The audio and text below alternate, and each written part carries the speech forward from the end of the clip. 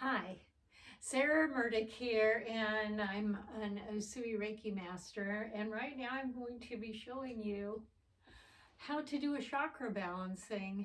And even though chakra balancing is not strictly part of a Reiki practice normally, this is something that I do like to do with a lot of my clients because we treat the chakras with Reiki, and it's just something that I developed with my intuition and some of the things I already knew about energy to work along with the Reiki to help people to feel more balanced.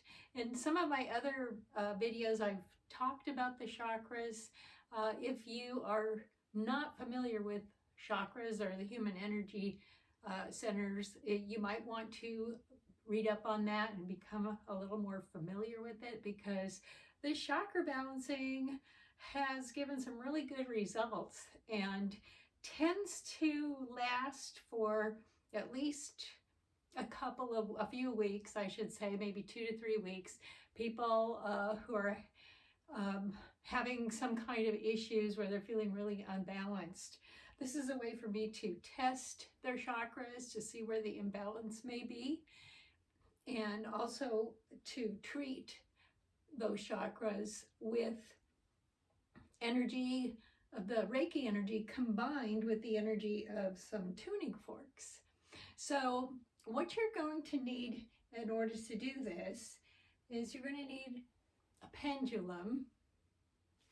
You can make a pendulum or purchase one, or maybe somebody gave you one, but you will need to practice with the pendulum before starting to do this type of a chakra balancing, and make sure that you're getting some accurate readings with your pendulum. And you kind of have to get used to each other. So this one I really like, and I use it for my chakra balancing, and it also has the little chakra crystals on the chain part that I thought was very apropos. So this is mine. You can use something plain.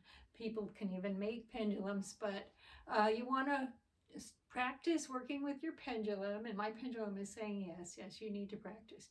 For me, when I get the pendulum moving in a clockwise direction, and I'll make it go that way, that gives me a yes reading, okay? And when it goes counterclockwise in this direction, counterclockwise, that's giving me a no. So I'm getting either a positive or a negative.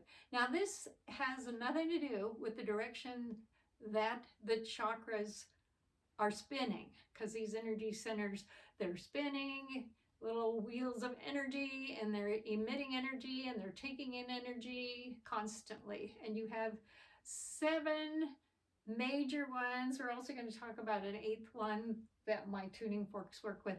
And so the pendulum is only to get a positive or a negative reading. In other words, yes, this one's functioning pretty well. This chakra is functioning pretty well.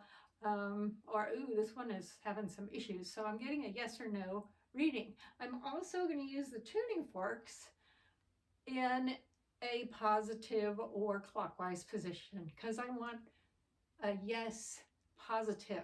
Okay, got nothing to do with which way the chakras are spinning, because I've had people ask me about that before. And I guess some of the chakras spin clockwise and other ones counterclockwise. All you're looking for here is a positive, negative reading. Okay, so you want to use your pendulum, work with it. For you, yes might be back and forth, no might be side to side. And if I were to say to my pendulum, show me yes, it goes clockwise. And when I ask it, show me no, it goes counterclockwise, okay? But I've been working with this pendulum. So there are a lot of good videos on YouTube, I think, on how to use a pendulum too. And you can read blog posts on it. So You need to have a pendulum that you are used to working with before you use it on the chakra balancing on another person.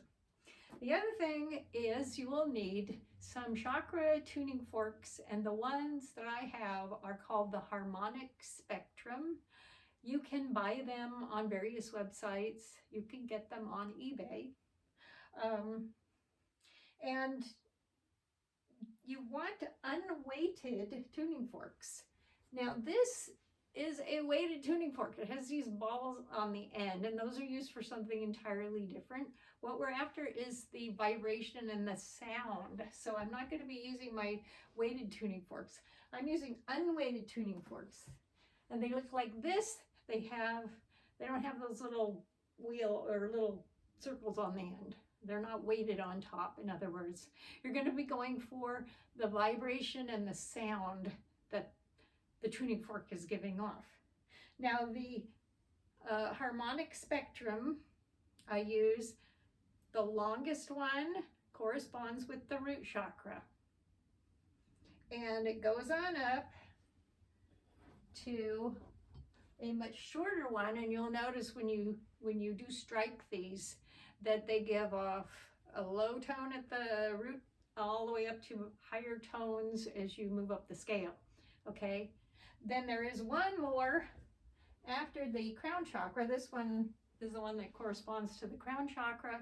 After that is the 8th chakra, which they call the soul star chakra, which can help people to connect with past lives and Akashic records and things like that. So I generally do go ahead and use this, but I don't normally test to see if they have that connection, because if you've got a good crown chakra connection, then you're usually connected to your soul star. Okay, so to begin with, a lot of the time I will sort of clear a space, and I have two what they call ohm tuning forks. There's a lower tone and a higher tone, and I like to strike them together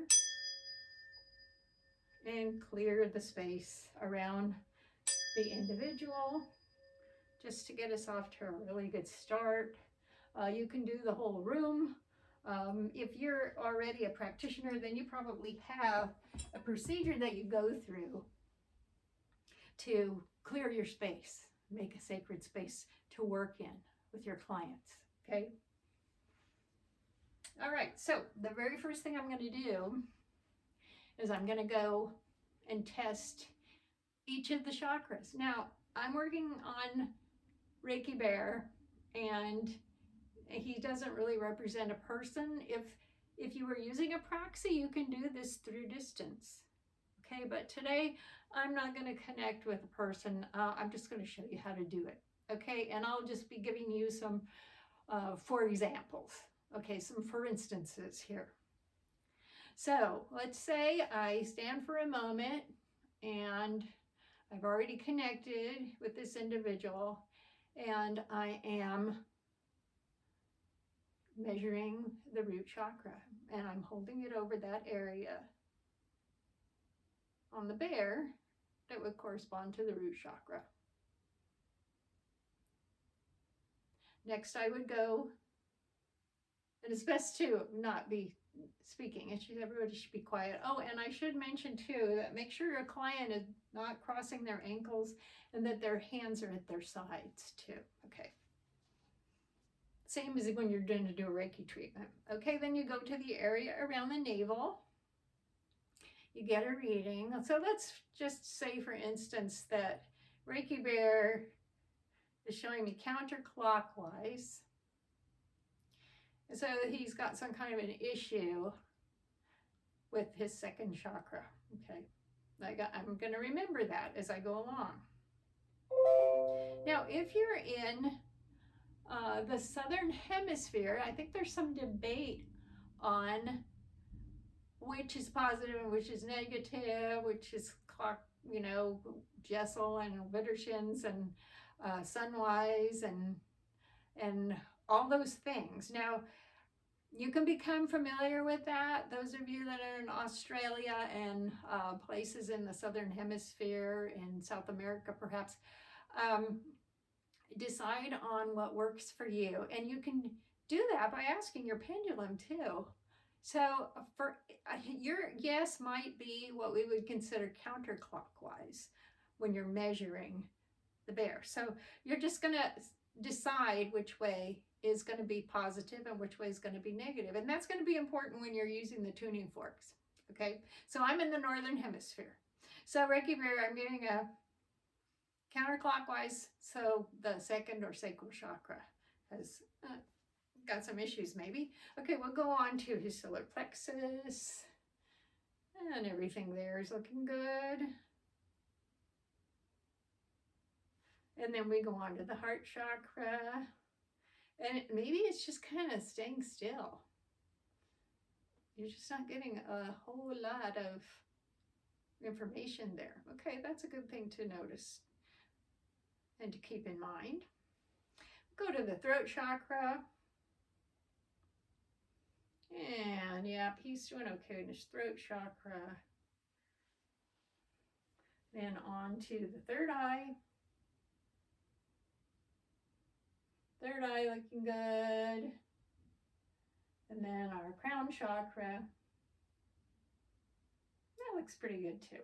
So I know there might be something going along with the heart and the sacral chakra. Now, it's not up to us to try and figure out what's been going on in the person's life, but after you're finished with their treatment, after you got things balanced, then you could talk to them a little bit about what you found. They might like to offer some information about what these things might mean that you found.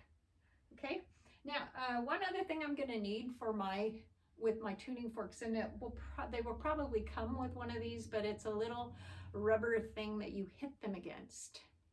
And you may not be able to hear the tones, but if you put the tuning fork right up next to your ear, you'll be able to hear the sound that's coming out of that tuning fork.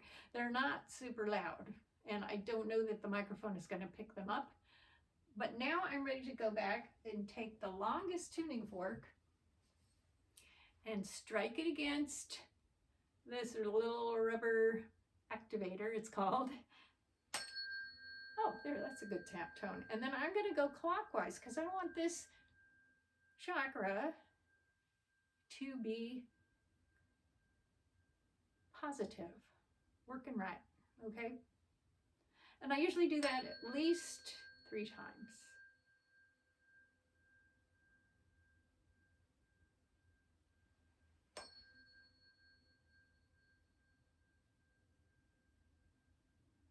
Okay, so spinning right, spinning positive. Next, I'll go to the second longest. I'm going to be working my way up to the shortest tuning fork. So here, the sacral chakra. Remember, Reiki Bear had issues here. So we're going to, I might want to do more than 3 strikes. And just keep spinning it until the tone fades.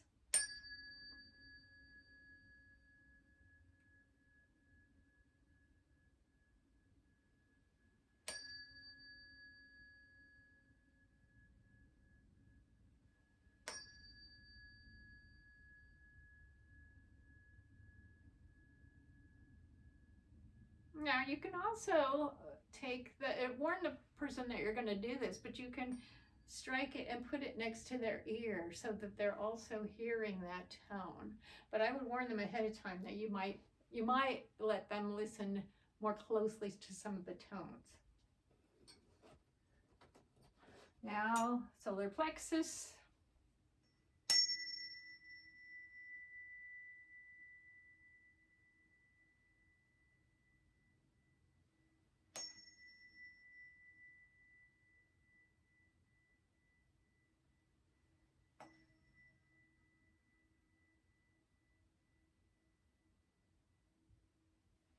Now remember, the heart chakra was kind of iffy here. We weren't getting a very good reading on that once because it was, pendulum was just sort of staying still. So I will, go ahead and treat that perhaps several times. Clockwise, at least in the northern hemisphere, we wanted positive, positive, positive energy for that chakra. So you're using the vibration of the tones to produce some change here. And all the while, if you are a Reiki practitioner, then you are always combining Reiki with all these activities, these healing activities. So, throat chakra.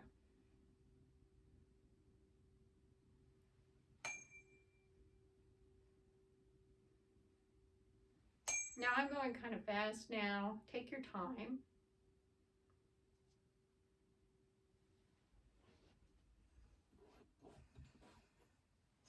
I would not be talking during this, but since I am showing you how to do this, I'm narrating it, but I would just keep it really quiet the whole time you're doing the chakra balancing.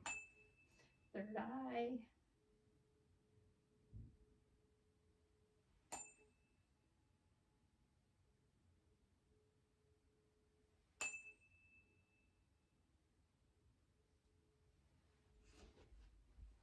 Crown chakra.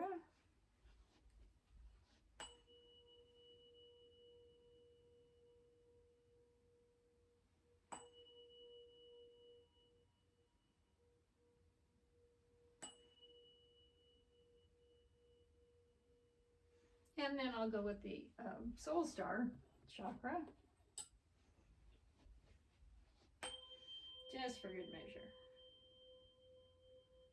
And I'll be like maybe 6 to 8 inches above the crown of the head.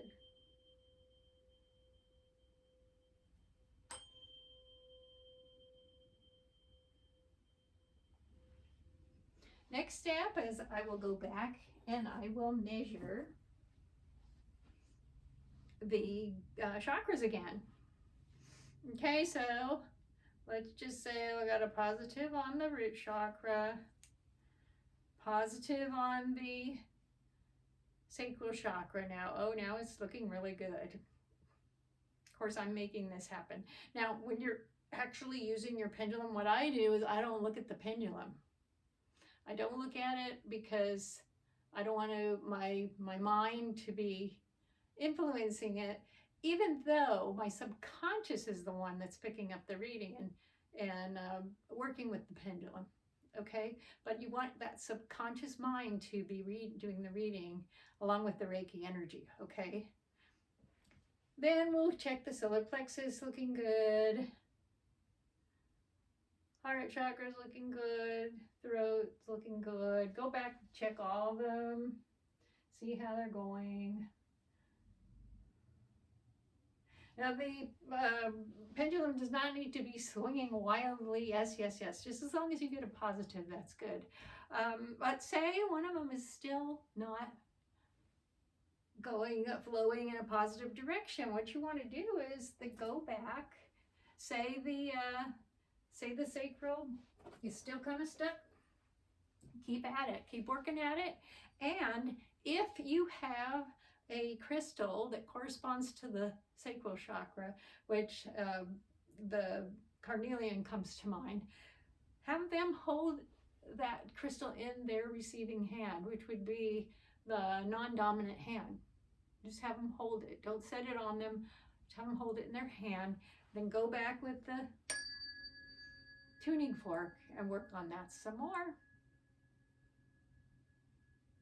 And I very rarely have to go back a third time, especially if I use a crystal. Okay. Now I'm going to go back and check that again.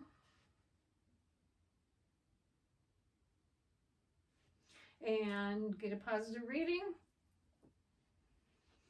And that's how you do a chakra balancing.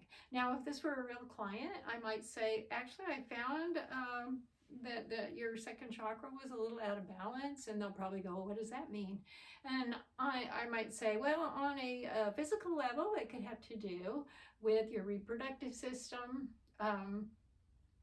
and on a mental level, it could have to do with your creativity, uh, also your sexuality. And either they want to talk about it or they don't. And then I could say, and then there was something going on in the heart that wasn't as positive as it could have been, and they might then open up and tell you about what's been going on in their life, or they might not. They might just say, well, thank you.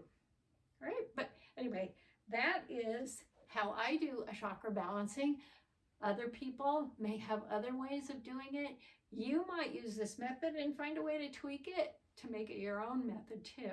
So I've done many of these and have had some really positive,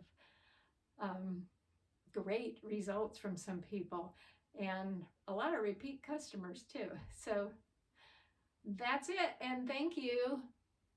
Namaste.